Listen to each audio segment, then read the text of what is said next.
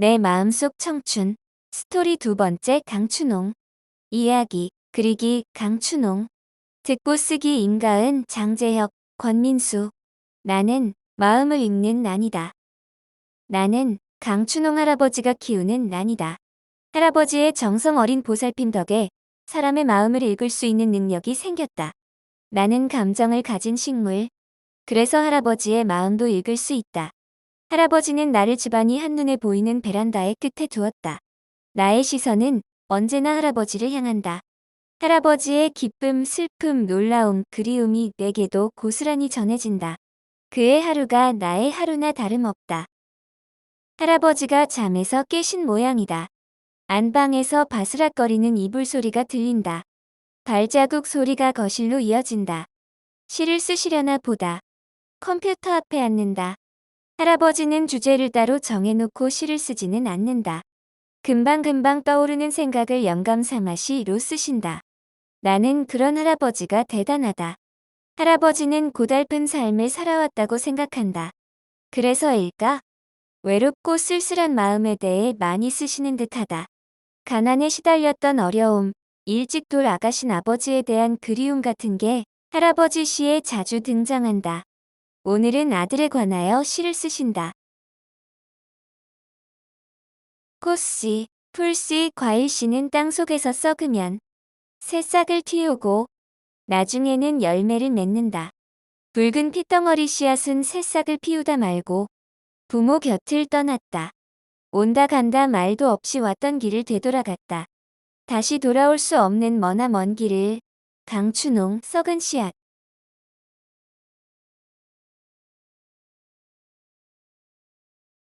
나는 할아버지의 아들을 직접 본 적은 없다. 하지만 할아버지가 하루에 몇 번이고 아들을 그리워하는 것을 느낄 수 있다. 할아버지의 그리움이 내게도 전해져 나는 마치 아들을 만난 적이 있는 듯하다.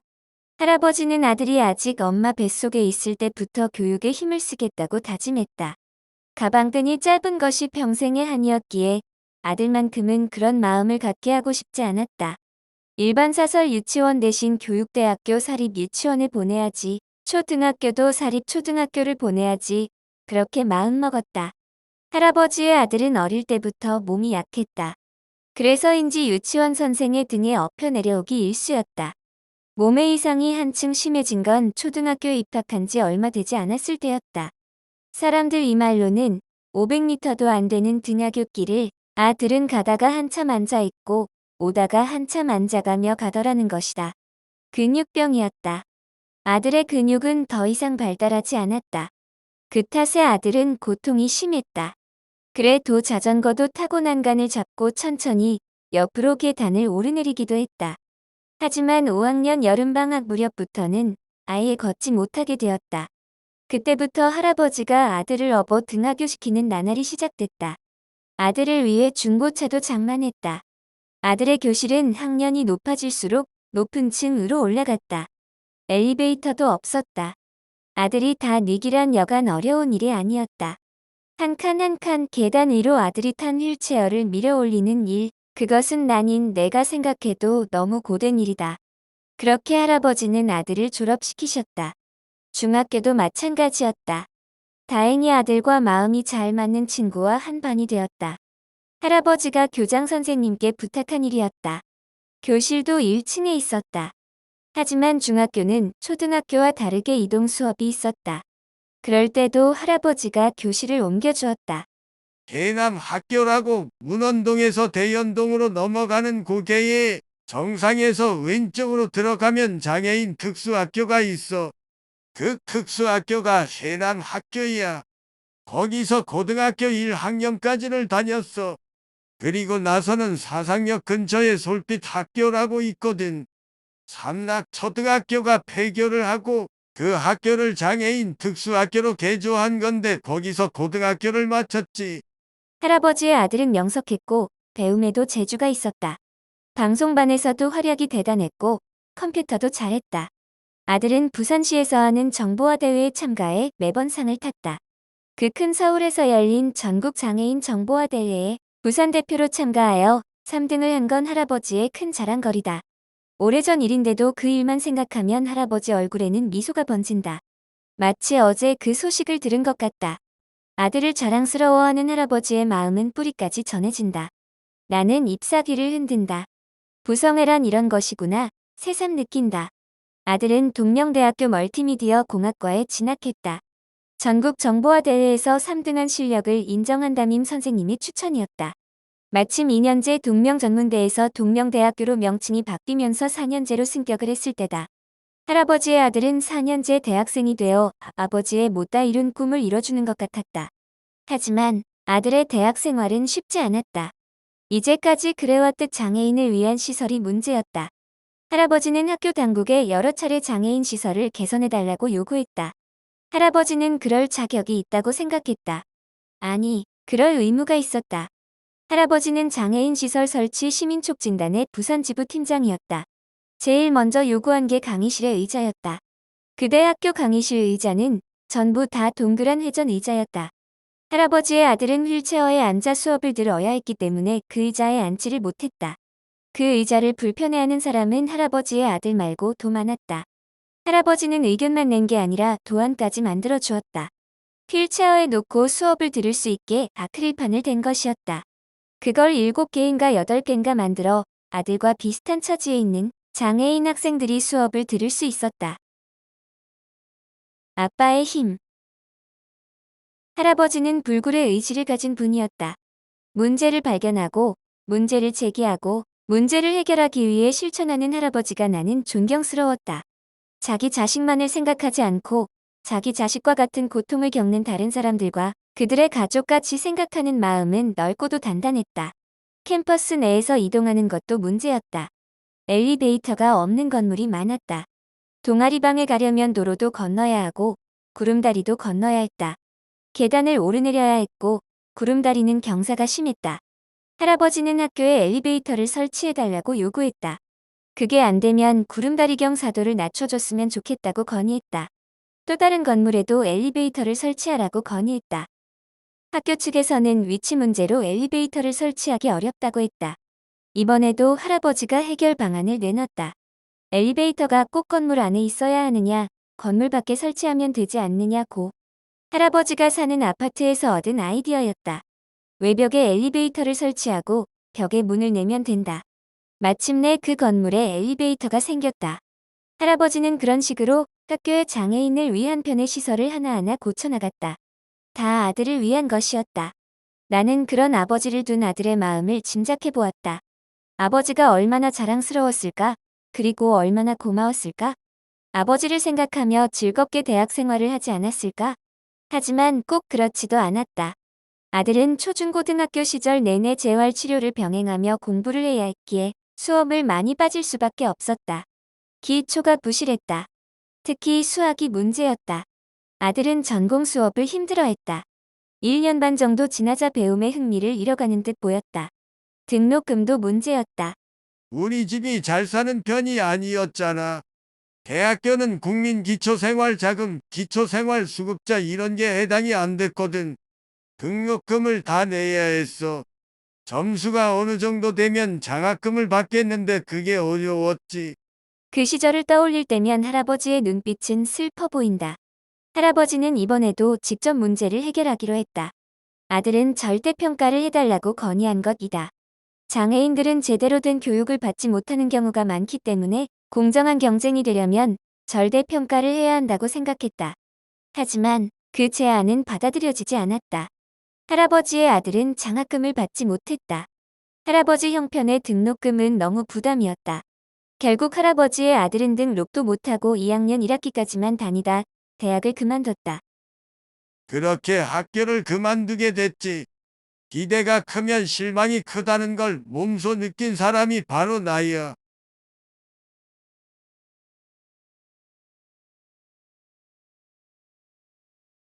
자기 삶의 주인이 될 때 할아버지는 21살에 입대했다. 22살에는 일병 계급장 달고 최전방 강원도 화천, 그것도 GP라는 곳에서 군 생활을 했다.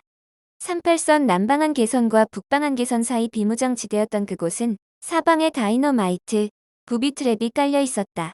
GP에서 근무할 당시에 파월 신청을 했다.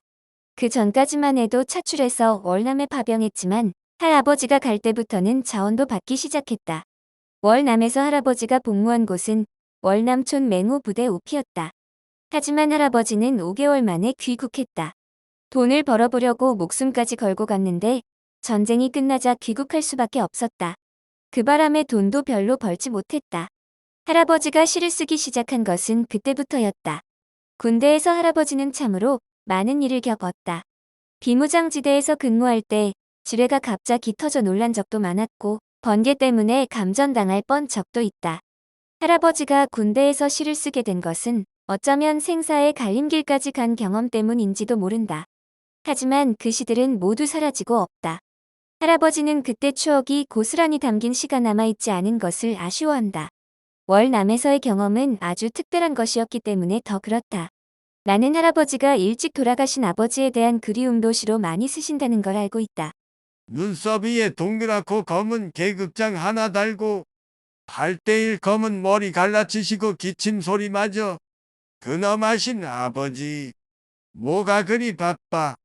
어찌 그리 일찍 가셨소. 눈에 넣어도 아프지 않을 금쪽 같은 아들에게 사랑도 미움도 행복도 불행도 가르쳐 주시지 않으시고 어찌 그리 일찍 가셨소. 아버지가 안 가르쳐 주셔도 이것만은 하나 배웠소. 아버지를 그리는 그리움을 말입니다. 강춘홍 아버지. 할아버지의 고향은 경상남도 진주, 예전에는 진양으로 불리던 곳이다. 할아버지는 그 유명한 하동 제첩의 원조가 당신 아버지였다고 하신다. 동네에 단 한 척밖에 없는 배를 타고 제첩을 잡아 팔았다. 양동이에 이고 제적국 사이소 하고 다니시고는 하셨지. 새벽에 제적국을 끓여서 내보내느라고 아침마다 밥은 못 먹고 제적국만 먹고 학교로 갔어. 내가 초등학교 때부터 그렇게 살았어. 할아버지는 아버지가 무척 엄했던 걸로 기억한다. 그리고 너무 대단하리만치 높으신 분이라고 기억한다. 한 집안의 가장이었으니 그럴 만도 하다. 그런 아버지가 돌아가신 건 할아버지가 9살 때였다. 나한테 이제 집안의 모든 책임을 맡기고 가신 거나 다름없었지. 아무렴 그렇고 말고 나는 그때부터 집안의 가장이 된 거야. 그렇게 어릴 때부터 집안의 가장으로서 막중한 책임을 지고 생활해야 했지. 정말 여러 가지 일을 했어. 9살은 너무 어린 나이였다. 어디 가서 돈을 벌어오는 일은 상상도 못했다. 산에서 나무를 해 오는 일 같은 집안일이나 할 수 있었다. 하지만 집 뒷산에서 땔감 몇 개를 주워오는 그런 게 아니었다. 40에서 50분은 좋게 걸리는 먼 산까지 가야 했다. 그러자면 아침 일찍 밥을 해 먹고 도시락이라고 하기에도 초라한 걸 챙겨 집을 나섰다. 그렇게 나무를 하다 보면 하동읍에서 12시에 사이렌을 울렸다. 그 사이렌 소리가 들리면 싸온 점심을 먹고 또 나무를 했다. 그렇게 한 짐 가득 지게 나무를 짊어지고 집에 돌아오면 어느새 날은 어둑어둑해 있었다. 아주 어릴 때부터 할아버지는 일을 열심히 했다. 할아버지가 본격적으로 돈을 벌기 시작한 것은 초등학교 졸업할 때 즈음이었다. 12살쯤 머슴살이를 시작했다. 그것도 두 집에서 동시에. 이 집에 가서 일하다 저 집에 가서 또 일하는 삶은 참 고달팠다. 어린 나이였기도 하고 집도 너무 그리웠다. 집으로 돌아왔다 다시 가고 또 집에 돌아오고 그러기를 서너 번 반복하다 결국 서울로 올라갔다. 그렇게 해서는 도저히 돈을 벌 수 없을 것 같았다. 할아버지는 서울에서도 고생을 많이 했다. 할아버지가 처음 시작한 일은 양복점 보조, 지금은 일본 말이라 잘 안 쓰는 시다였다. 먹고 잘 데가 없어 양복점에서 밥을 해 먹으며 지냈다. 밥이라고 해야 라면 아니면 보리밥을 재래 간장에 비벼 먹는 게 전부였다. 잠은 양복점 재단다이 위에서 잤다. 그 바람에 한 번은 소방대원까지 올 정도로 크게 일을 낸 적도 있었다. 전기가 귀한 시절 양복점에서는 연탄불에 다리미를 달고 사용했다. 그 연탄불을 다리 밑에 놓고 자다가 이불이 그만 미끄러지는 바람에 불이 붙은 것이다. 좁은 양복점의 연기가 자욱하게 찼다. 다행히 밤 12시 넘으면 골목 순찰을 도는 야경꾼들이 불이 꺼진 가게 안에 연기가 가득 찬 걸 발견했다. 혼이 좀 나기는 했지만 이불만 타고 말았으니 다행한 일이었다. 할아버지는 이 모든 일을 추억으로 생각하신다. 힘든 세월을 추억으로 떠올리는 것은 아무나 할 수 있는 게 아니다. 아무리 곤궁한 처지에 있다 해도 자기가 자기 삶의 주인이라고 생각한 사람만이 그럴 수 있다. 그리고 실제로 그렇게 살아온 사람만이 그럴 수 있다. 내가 보아온 강춘홍 할아버지는 그런 사람이다. 고마운 사람들. 그런 할아버지도 인정하는 사람이 있다. 온천장에 사는 이명조 씨다. 할아버지는 종종 그분 이야기를 하신다. 당신처럼 가방끈이 짧아 어려서부터 고생을 많이 했지만 지금은 온천장에서 이름을 대면 모르는 사람이 없을 정도로 유명한 사람이 되었다. 이명조 씨에 대한 할아버지의 감정은 복잡하다. 한편으로는 자신과 비슷한 처지에서 시작해서 지금의 성공을 이루기까지의 열정을 높이 평가한다. 마음 한편에는 부러운 마음도 있다. 그에게 성공의 발판이 되어준 일을 처음 제안받은 것이 할아버지였기 때문이다. 그러나 할아버지는 그 제안을 받아들이지 않았다. 한 식당 주방일이었기 때문이다. 그때 할아버지는 식당 주방일은 여자나 하는 것이라고 생각했다. 남자인 내가 거길 왜 들어가나? 할아버지만 그런 게 아니라 그때는 다들 그렇게 생각했다. 할아버지는 만약 그때 그 일을 받아들였다면 자신의 삶이 어떻게 변했을까 지금도 가끔 상상해본다. 이명조 씨가 할아버지 인생에서 중요한 이유는 또 있다. 할아버지는 크게 교통사고를 당한 적이 있다. 그때 이명조 씨가 선뜻 병원비를 빌려주었다. 그때 빌린 200여만 원 중 100만 원을 아직도 갚지를 못한 게 할아버지는 내내 마음에 걸린다. 여유만 되면 당연히 갚아야 한다는 것을 할아버지도 알고 있다. 그리고 갚고 싶다. 하지만 여유가 안 되니 어쩔 수 없다. 기초생활수급자로 월 생계비 나오는 거 갖고는 먹고 사는 것도 빠듯하다. 저축이라는 건 꿈도 못 꾼다. 그저 큰 어려움 없이 살아가는 것에 만족할 따름이다. 그래서 할아버지는 이명조 씨가 고맙다. 밥 먹자, 밥. 어느새 아침밥 먹을 시간이다. 할머니께서 할아버지를 부르는 소리가 들린다. 수저 올리는 속도가 더딘 걸 보아 할아버지는 아직도 아들 생각에 잠겨 있는가 보다. 나를 손질하다 갑자기 4년 전에 우리 곁을 떠난 아들 생각을 했어. 늘상 하는 생각인데 오늘은 유난히 더 생각이 나네. 할머니는 말이 없으시다. 그래도 당신이 있었기 때문에 우리 아들을 만날 수 있었지. 할아버지는 할머니의 마음을 살피며 듣기 좋은 말을 건네본다. 할아버지는 올해 73세다. 할머니를 만난 것은 38, 1985년도였다. 아주 노총각으로 할머니를 만나게 된 것은 친구 어머니의 소개 덕분이었다. 2살만 더 먹으면 40이라 급하게 결혼한 감도 있었다. 가끔 그런 얘기를 하면 할머니는 입을 삐죽거리며 그래서 나랑 그렇게 결혼한 걸 후회해? 라고 말씀하신다. 그러면 할아버지는 할머니를 달래는 듯 이렇게 말씀하신다. 결혼하고 보니 우리 둘 성격이 너무 똑같았잖아. 그래서 초반에는 부부싸움을 수도 없이 했지. 그런데 나이 먹고 조금씩 양보가 되니까 서로에 대해서도 이해할 수 있게 되었네. 당신이니까 우리 아들 그렇게 보살피며 살았지. 요즘 애는 당신에게 못해준 게 너무 많구나 새삼 각해. 후회가 되네. 그러면 할머니는 이내 마음이 풀린다. 깊은 강물의 냄새, 시간의 냄새. 어느덧 오후의 햇살이 거실을 가득 채운다. 따뜻한 공기에 내 몸도 부드럽게 펴진다. 거실에는 평화로운 기운이 감돈다. 그 평화로움을 넘어 베란다에 열린 창으로 하굣길 학생들의 웃음소리가 들어온다. 할아버지는 그 웃음소리를 들으며 이런 생각을 하고 있다. 저 천진난만한 웃음소리를 들어봐. 내게도 저런 때가 있었지. 까마득한 옛날이야. 요즘에는 하루하루 지내며 과거 생각을 참 많이 해. 넉넉하지 못했던 삶, 아쉬웠던 일, 미안했던 사람들이 떠올라. 저 친구들은 아직 그런 걸 모르겠지. 할아버지는 과거에 묶여있지 않으려 애쓰시지만 생각이 자꾸 옛날로 돌아가는 건 어쩔 수 없다. 현재를 헛되이 살지 않았으면 좋겠어. 미래를 바라보되 지금 할 수 있는 건 다 해보고 살면 좋겠어. 그래서 나도 지금 이 순간을 열심히 살려고 해. 그래서 시도 쓰고 자서전도 쓰고 복지관 프로그램에도 열심히 나가는 거지. 흘러가는 강물을 돌이킬 수는 없잖아. 강물은 계속 흘러가기만 하는 거지. 인생살이도 과거를 갖다가 지금 현재로 돌려 살아갈 필요가 없어. 후회라는 게 참 고통스러운 거거든. 할아버지의 시선이 나를 지나 푸른 하늘이 펼쳐진 베란다로 향한다. 쓸쓸한 듯도 하고 달관한 듯도 하다.